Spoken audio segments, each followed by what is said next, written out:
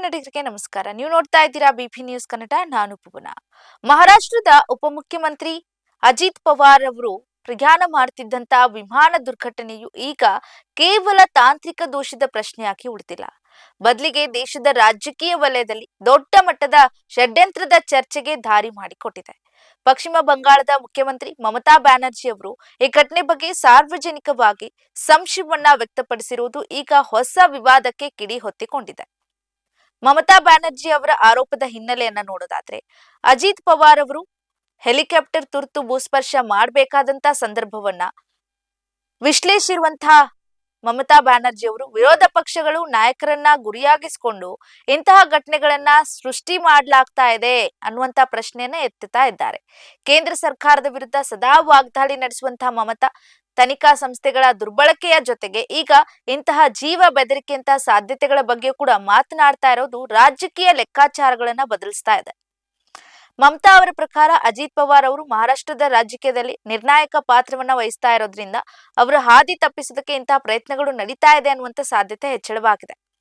ಷಡ್ಯಂತ್ರದ ಆರೋಪದಲ್ಲಿ ಹುರುಳಿದೆಯೇ?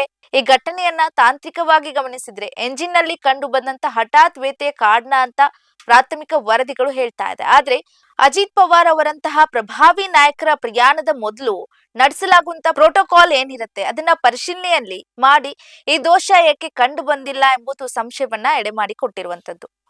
ವಿಪಕ್ಷಗಳು ಇದನ್ನ ವ್ಯವಸ್ಥಿತ ಪಿತೂರಿ ಅನ್ನುತ್ತಾ ಇದ್ದಾರೆ. ಸರ್ಕಾರಿ ಮೂಲಗಳು ಇದನ್ನ ಆಕಸ್ಮಿಕ ಅಂತ ಇವೆ.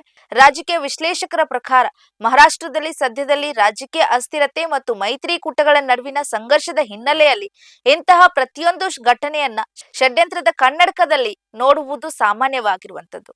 ಹಾಗಾದ್ರೆ ಮುಂದಿನ ನಡೆ ಏನು? ನಾಗರಿಕ ವಿಮಾನಯಾನ ನಿರ್ದೇಶನಾಲಯ ಏನ್ ಹೇಳುತ್ತೆ? ಈಗಾಗಲೇ ಈ ಬಗ್ಗೆ ಸಮಗ್ರ ತನಿಖೆಗೆ ಡಿಜಿಸಿಎ ಆದೇಶವನ್ನ ನೀಡಿರುವಂತದ್ದು. ಹೆಲಿಕಾಪ್ಟರ್ನ ನಿರ್ವಹಣೆ ಮತ್ತು ಇಂಧನದ ಗುಣಮಟ್ಟವನ್ನು ಪರೀಕ್ಷಿಸಲಾಗ್ತಾ ಇದೆ. ಒಂದು ವೇಳೆ ತನಿಖೆಯಲ್ಲಿ ಯಾವುದೇ ಮಾನವ ನಿರ್ಮಿತ ಹಸ್ತಕ್ಷೇಪ ಕಂಡು ಬಂದಲ್ಲಿ ಮಮತಾ ಬ್ಯಾನರ್ಜಿ ಅವರು ಮಾಡಿದಂತ ಆರೋಪಗಳಿಗೆ ಬಲ ಬಂದಂತಾಗ್ತದೆ. ಸದ್ಯಕ್ಕೆ ಅಜಿತ್ ಪವಾರ್ ಅವರು ಬೆಂಬಲಿಗರು ಸತ್ಯಾಸತ್ಯತೆ ಹೊರಬರುವವರೆಗೂ ಕೂಡ ಮೌನವಾಗಿದ್ರು ಕೂಡ ರಾಜ್ಯದಾದ್ಯಂತ ಈ ವಿಚಾರದಲ್ಲಿ ತೀವ್ರ ಕುತೂಹಲವನ್ನ ಮೂಡಿಸ್ತಾ ಇದೆ. ಇದಾಗಿತ್ತು ಈ ಹೊತ್ತಿನ ಕರೆಂಟ್ ಕಂಟೆಂಟ್. ಸಮಗ್ರ ಸುದ್ದಿಗಳಿಗಾಗಿ ಸದಾ ಗಮನಿಸಿ ಬಿಪಿ ನ್ಯೂಸ್ ಕನ್ನಡ. ಇದು ಕನ್ನಡಿಗರ ಪ್ರತಿಧ್ವನಿ.